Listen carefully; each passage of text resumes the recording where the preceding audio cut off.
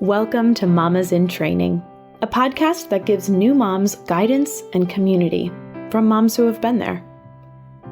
I'm Jessica Lorian, a mama in training myself, so let's learn together all about this thing called motherhood. It's not just connecting through music, it's learning the baby's language. And their language happens to be very musical, but it's all of the tone, the melody, the rhythm, the gestures. That's the stuff of our baby's language. And so I think I finally allowed myself to go there. And once I did that, I just felt like this was my key into motherhood, and I want to share this with others. Want to know one of the best ways to connect with your baby before they are even born? Want to know how to prepare your baby for transitions like bedtime or lunchtime?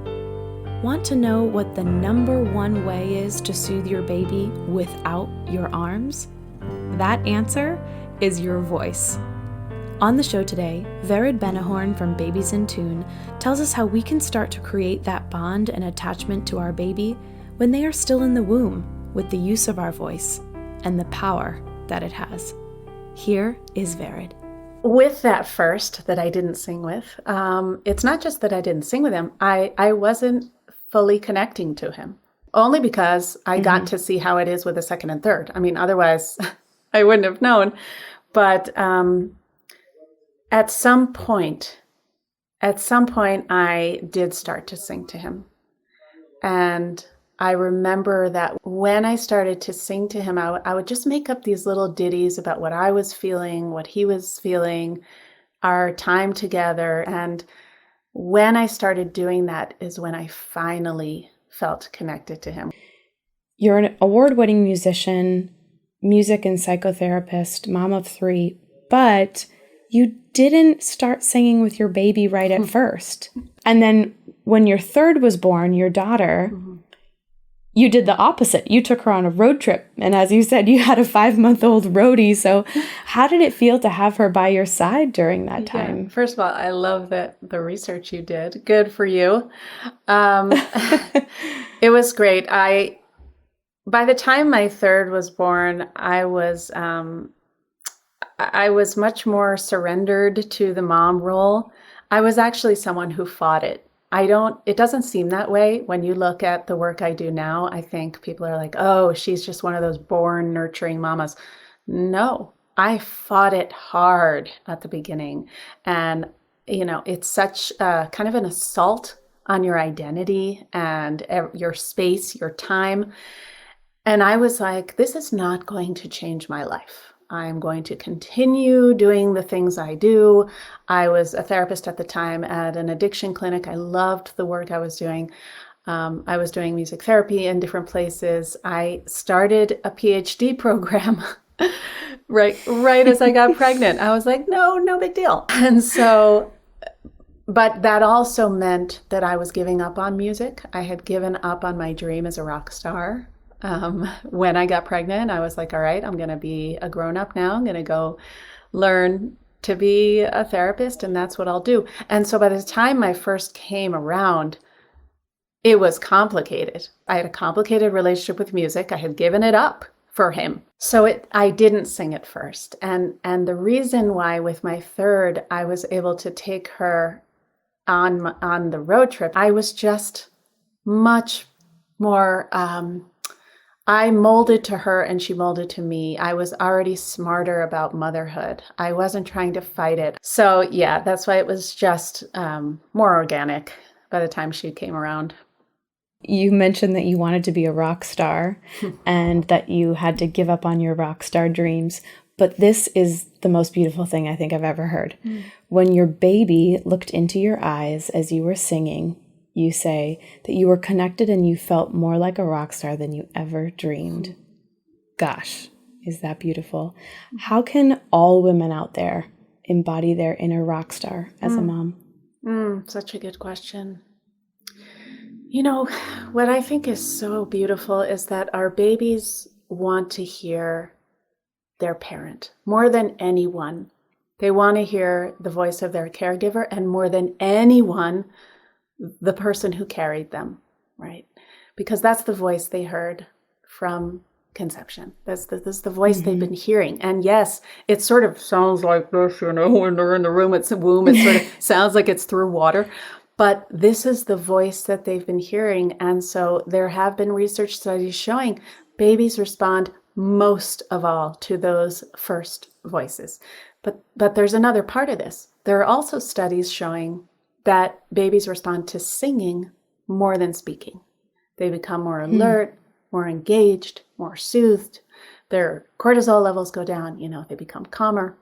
So what I tell parents is that your baby already sees you as that rock star. There's not much you have to do.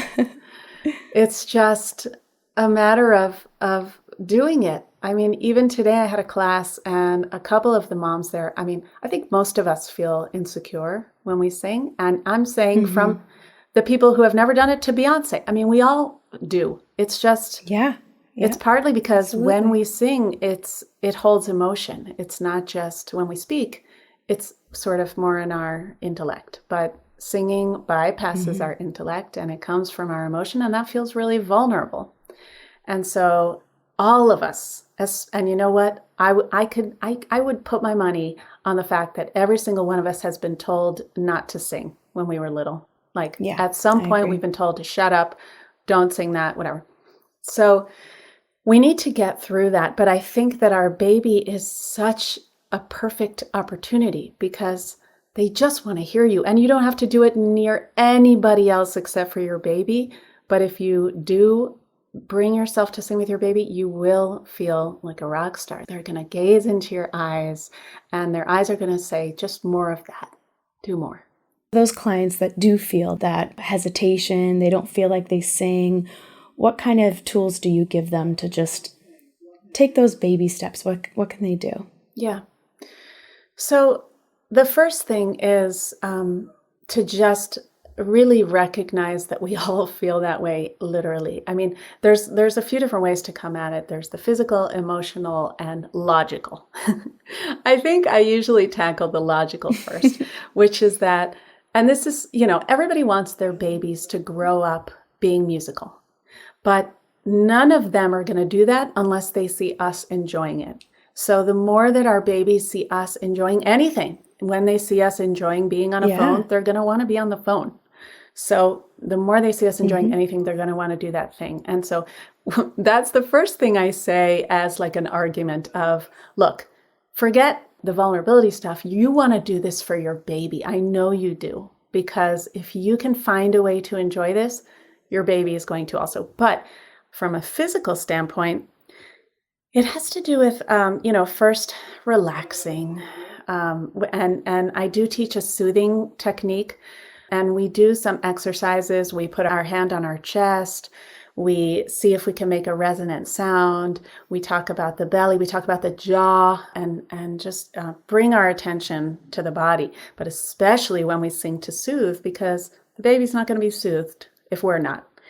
So Exactly. So I think it starts with having so little expectation. So just making a sound, seeing how it sounds, seeing how it feels. How can you make it more resonant? How can you fill the room? How can it be something that you're not expecting to sound like Elton John?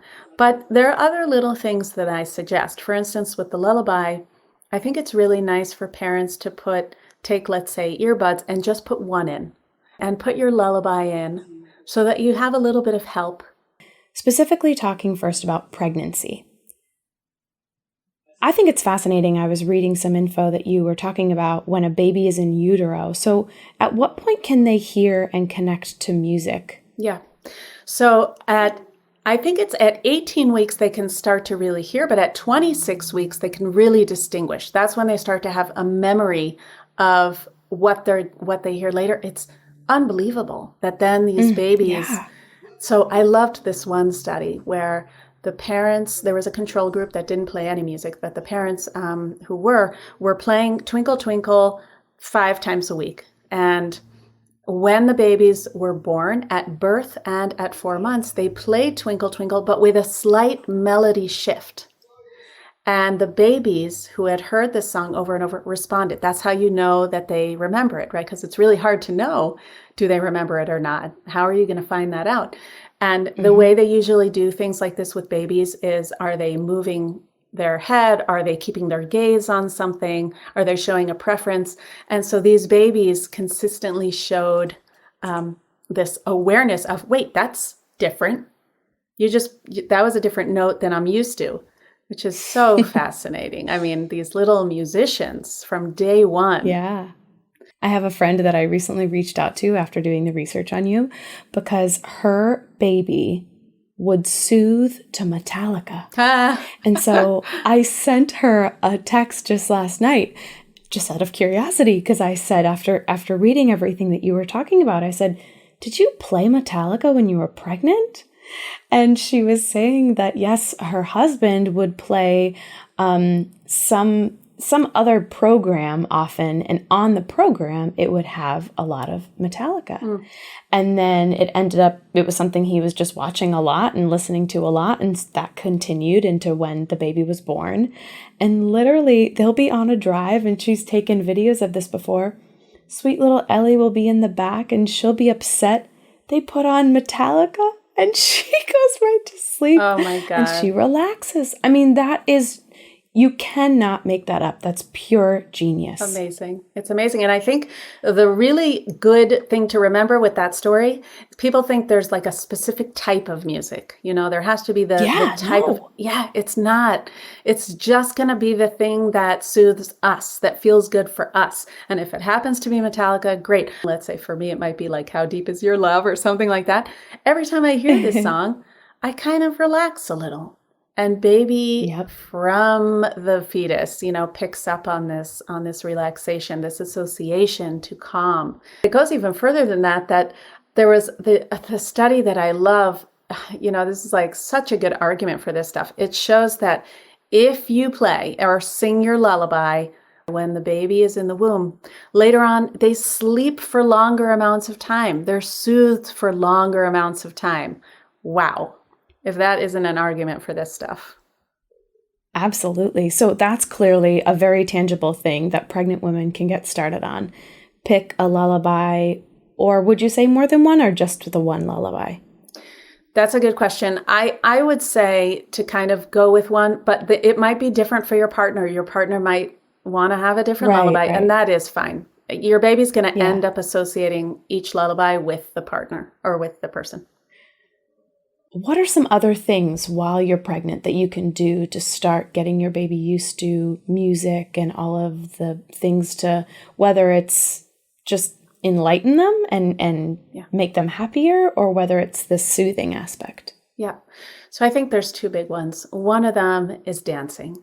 So this one, just moving your body to the rhythm. Babies, we know this after they come out, when they're very little, they love rhythm and they want to be in sync with a rhythm. So when they're in our belly, it's such a nice opportunity to do that, to soothe with a rhythm, to hear a rhythm. They're going to hear that music and to move to it. They want to be moving. Your listeners, you're going to feel how much your baby loves to dance when they're on the outside, but just trust that they do on the inside as well.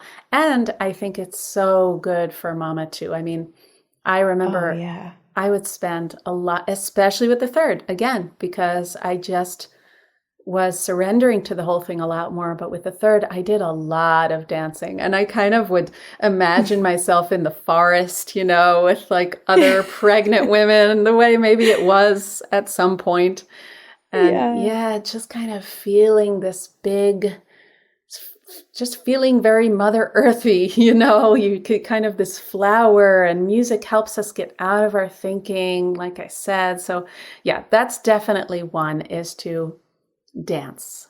And the second would be to start thinking about your playlist for your birth. And there are studies showing this too, that it's not only going to bring down tension and relax the mama, but there are studies showing it will actually reduce pain.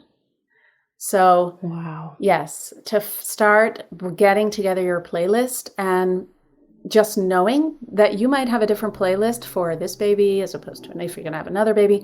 I had a completely different playlist for each baby. For instance, my first one, I was listening at the time to a lot of like yoga type music. So it was all Snatam Kaur. I went into my birth. I was feeling like, oh, I can do this really like in this Zen way. And in between contractions, I would try to go into like a mini meditation. With my second, it wasn't that way at all. It was all Stevie Wonder. There happened to be a shower there. I was in the shower the whole time. My husband stood outside with our little like speakers, and I was just kind of dancing around to Stevie Wonder in the shower. So such different births, and I think that the music really created the environment for them. I think that's important for women to know too, because we can get a little hung up on how we think things, should be, or maybe we're not allowed to do certain things. But the power to know that, just go in there. And if you need to get up and dance around, if you need to put music on, if it changes from 1 minute to the next and you want to go from your yoga music to then your Stevie Wonder, go for it, It's really empowering. Yeah. We touched a little bit on this, but I love when you mentioned how babies are our emotional antennas, right? And they feel when we're stressed, and they feel when we're relaxed. Can you just talk about sort of, especially when you're trying to sing and you're trying to go through these moments, you had mentioned sort of with breathing, how you can calm yourself down. Can you just mention how that would be best for women to practice that? Now, this can be, I think, when you're pregnant or even with newborns. Yeah. I think, singing when you're pregnant is a little harder because the baby is pushing on your diaphragm. And breath support, yeah. Yes, it's harder to take in deeper breaths. It's harder to have a more resonant voice. I had way more phlegm, and that's an issue when you're singing too. So there's a lot of stuff that's happening. But yes, definitely what I needed to do and what I would suggest is you just have to take those deep breaths and try to relax that lower belly, because by the time the baby's on the outside, we start to remember, oh, okay, my lungs are long. They go from the top to the bottom. And when I take in these breaths, I really want to fill it all up. We tend to just fill up here in our chest. And then we sing a little bit stressful over here in our throat, but what we really want to take breath from the bottom as well, which is harder. So definitely working on breaths as we're singing, and maybe experimenting too with, high tones and low tones. This is one that I do with them all the time, is that when we're in a group, and this can be done alone too, but especially when we're in a group, when we sing, let's say Twinkle Twinkle, first we'll go through a few different times. First we'll sing it just sort of whispering, and we'll kind of like sing it into our baby's head, like the baby's a little microphone, and we'll just feel our breath reflected back to us. No pressure, just kind of whispering it to our baby. And then we'll sing it again, and we'll only focus on the breaths in between the phrases. So, twinkle, twinkle, little star, breath. How I write. So to just making sure that we take breaths between phrases. And on the third time we sing it, I'll ask the parents to forget about listening to themselves and only listen to everyone else. This is hard, but can you almost like forget about your own voice? Just imagine your voice is naturally going out the way you want it to. And now listen to how everyone else is singing to you. And every time we did that, everyone would get a little louder because they weren't thinking about themselves anymore. They were just listening, and people would say after a while, I was so soothed by her, and I heard you, and I heard you. And so we get out of our minds. But when we're alone, we can kind of do that too. And it's another exercise I do when I'm singing is to imagine that my voice is coming from the outside. It's as if some sort of Vered fairy godmother is singing to me from the outside and soothing me and soothing, let's say, me and my baby. And so I think it's so good to just get out of, I sound bad, I sound good, I sound, I'm tired, my voice is tight. Get out of it and just imagine it's not even coming from inside you. And if you want to go ahead and practice that, it was smart when you're saying to put the earbuds in just even one ear so that you don't even think about yourself in the beginning, but you just start getting rid of that self-conscious aspect. I love that. Yes. And I especially love it for pregnancy is that, and I do this non-pregnant too, but when I'm feeling tight in my throat or in my chest, I imagine that my mouth is on my belly. I imagine it's like going straight from my belly out to the world. And I think it's sort of nice to do during pregnancy because you can almost imagine your baby is singing with you. You know, it's your belly singing. Yeah. So that we don't have to go through all this stuff. Well, it's kind of funny that you say that because in singing, I mean, I've been singing for years and years. My mom's a singer. And in the lessons that I've taken, I've had several different teachers and professors that have told me, actually, female professors mostly, but to sing into my female parts, like sing down into your vagina. And that sort of guttural feeling, it's something about it opens up and lets go and you drop down, just like you were talking about earlier, and gets it out of being up in your chest. Yeah, I love that. We'll be right back. This episode of Mamas in Training is supported by Nuzzle, Mama's Milk Wrap, a full coverage, hands-free pumping and breastfeeding aid. With its soft fabric, the Nuzzle wraps around your torso, providing moist heat therapy to encourage letdown of your breast milk. While doctors usually recommend hot showers to encourage milk production, the Nuzzle allows you to have complete coverage, stay dry, and fold your laundry at the same time. When you're ready to start the dry up process, simply pop it in the freezer for 30 minutes and lay it across your chest. The cold compression of the Nuzzle signals the brain that the breasts are full and slows production. One Nuzzle mama says that her dry up time has gone from 1 year to less than 1 month. Heat and cold therapy of the Nuzzle lasts 20 to 30 minutes and can be used on other parts of your body for pelvic pain or back pain. One client even said that her teenage daughter uses it for her period cramps. The Nuzzle is perfect for the entire household. It's also an ideal baby shower gift. It can be used right away as a pregnancy belly support and a postpartum belly compression. Nuzzle is with you throughout your entire motherhood journey and beyond. If that wasn't enough, the Nuzzle also comes with a free lactation consultation with one of their team experts. Nuzzle Mama's Milk Wrap is a product and a service for only $59.95. And just for listeners of this podcast, they are offering 15% off. So go to mamasmilkwrap.com and enter the promo code MAMASINTRAINING to grab your Nuzzle and 15% off. Now back to the show. So our babies are on the outside. They're firstborn. What are some things now that they can do, that we can do with them to encourage that continuation of music?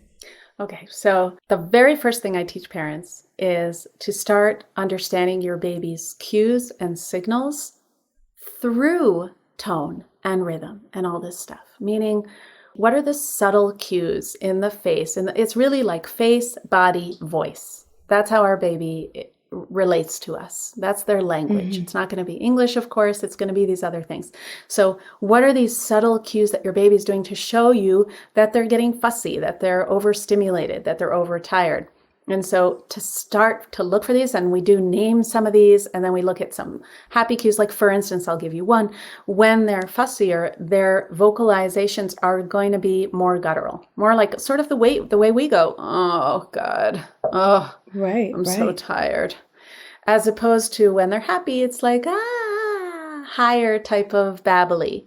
So even just that, the difference between the high and the low, or like with their body, when they're overtight, it's going to be more jagged movements as opposed to more fluid movements when they're happy and alert. And then we go into the soothing method, which is really what the idea is, to try to help the parents use their voice as another pair of arms, as another way to hold. Because we think okay, I just have my hands, my arms, I'm going to, bounce my baby, put them down. That's going to be, or the pacifier, the devices. But we have a whole nother tool, which is our voice. And this voice is portable. It's going to go with us wherever we want. When the baby's in the back seat and we can't hold them, we're still going to be able to hold with our voice. When we're like in the bathroom and the baby's in the bouncy seat and now the baby's crying and we just can't get to them, we're going to be using our voice. So we start to learn how to use, it sounds like, oh, whoa, whoa, whoa, oh, whoa, whoa, whoa. And we go through different ways to do it, longer notes. But really the idea is that the vowel O happens deepest in our diaphragm. So it's the most soothing sound. It emulates the womb.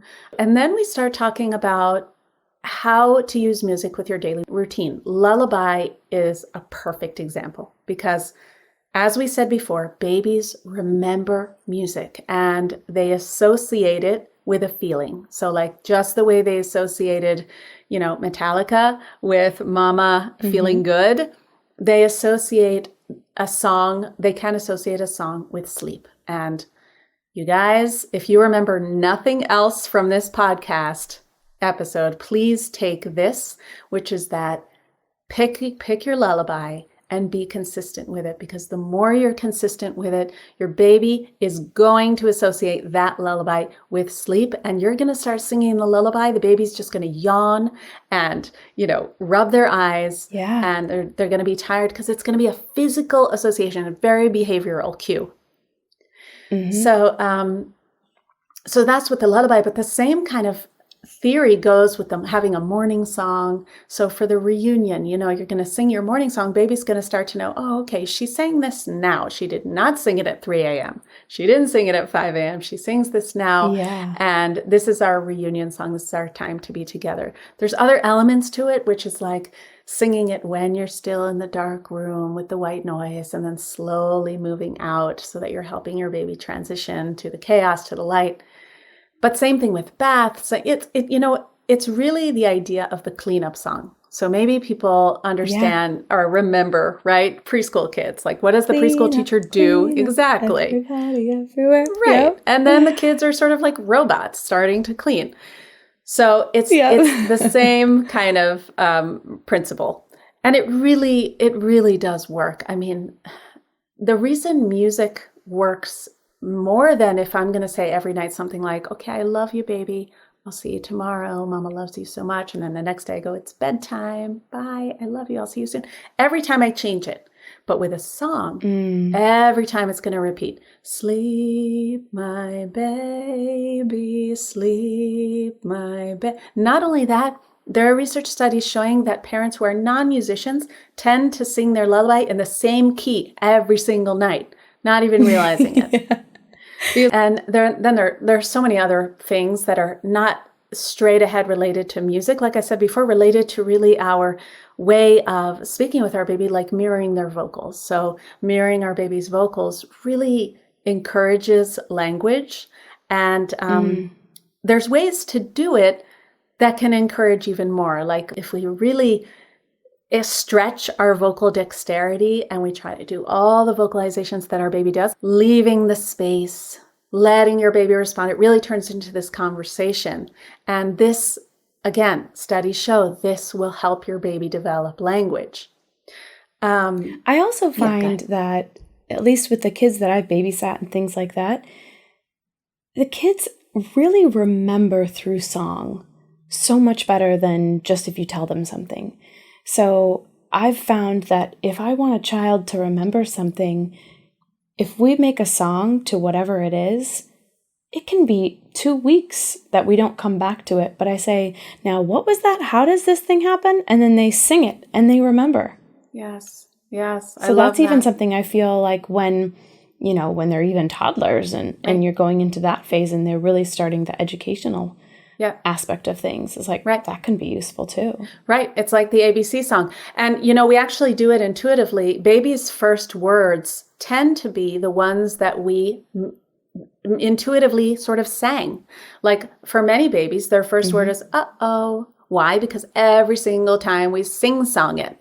It can really aid with language. So then hand gesture songs come in because it's a way to help them use all modalities, use auditory and visual and kinesthetic and tactile as to understand language and symbols. And so we're kind of doing all these motions, and the more we do it over and over, they know more. Now, you don't really need a song for it as long as you just, keep using a hand gesture with the way. And usually, actually, more is one of those that we tend to sing song too, because we go more, and we do the hand gesture, and so they get it. Isn't it funny how we naturally do these things, but you just don't necessarily think to implement them, or think that, if you implement them if you implement them more, how much development you can see from that and how much change. Yeah. So this is all connected to attachment theory. There are 5 elements that you talk about that can improve attachment. So first being consistency. Second being attuned. Third, getting in sync. So talking about the rhythm. Fourth, engaging, talking about dynamics. And then 5th, which we've talked about a lot, soothing.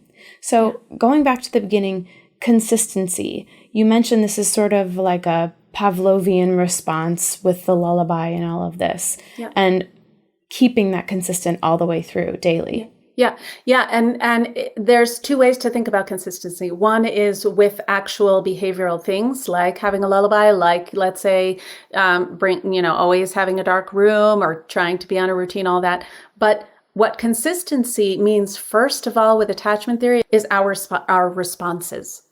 And a lot of it is intuitive. So nobody should go home and be like, oh my God, I'm going to have to figure out how I'm going to be consistent. And moms might be hearing this and going, I'm not always consistent. We actually very intuitively do it most of the time. Like if our baby cries, we go, what's wrong?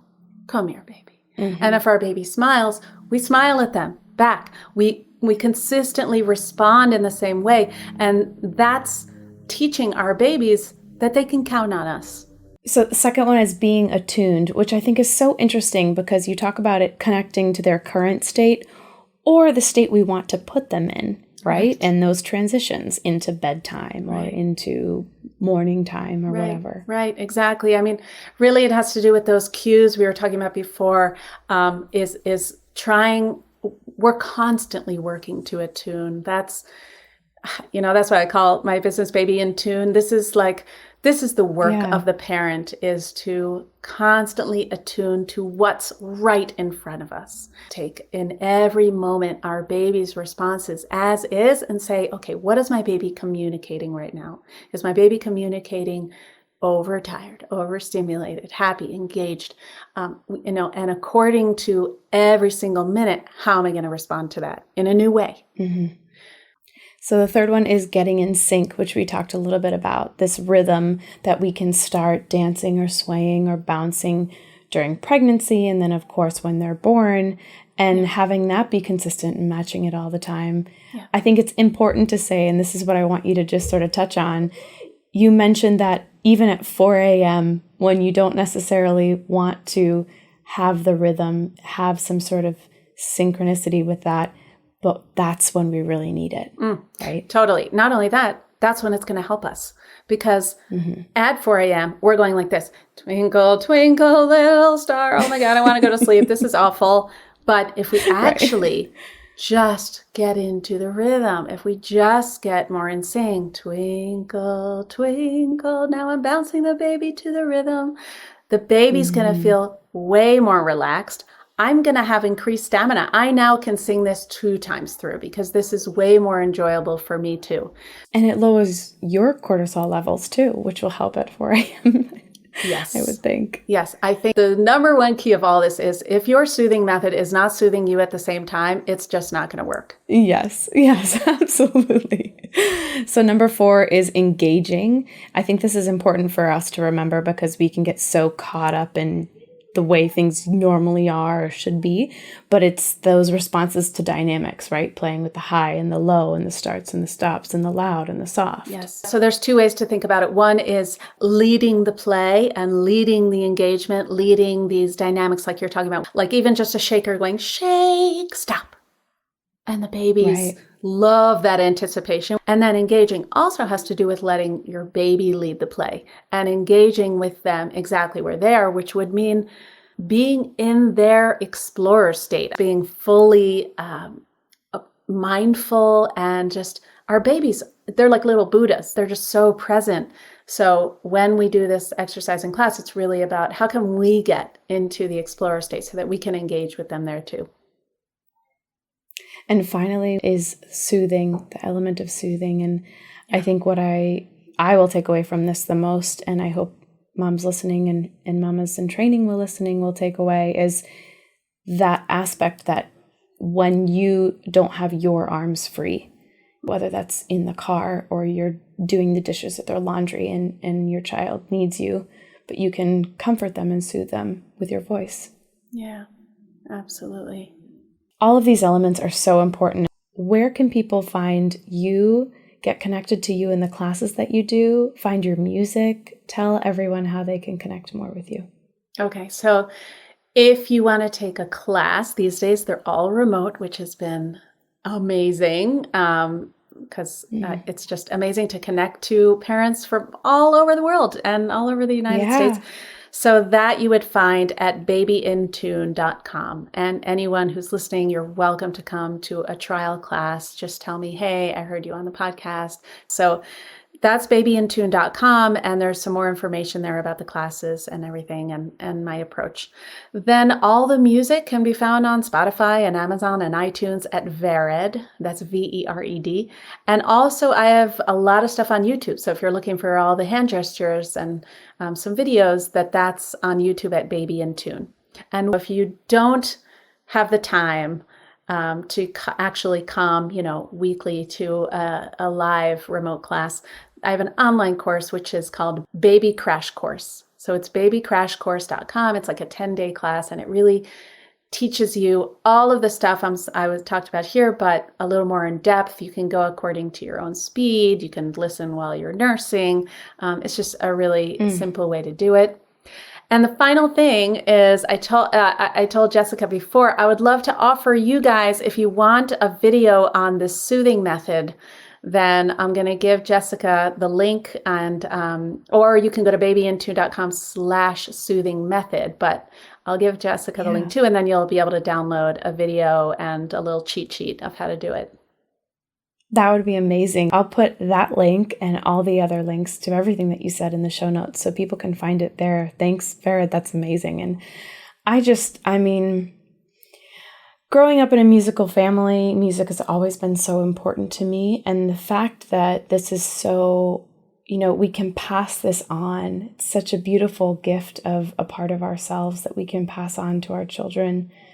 It's just really, really important, and a missing link that a lot of people don't necessarily think about. And so I hope it encourages a lot of mamas in training out there and a lot of new mamas to dive into.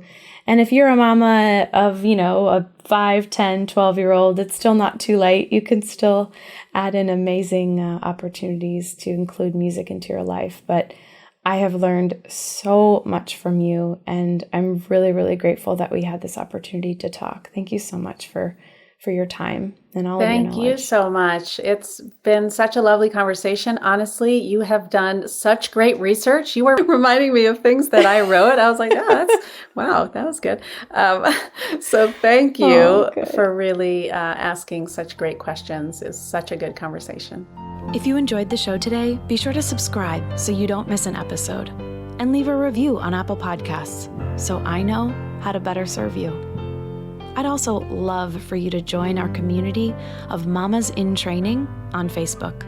You can find me at Mamas in Training on Instagram and at mamasintraining.com. For Mamas in Training, I'm Jessica Lorian.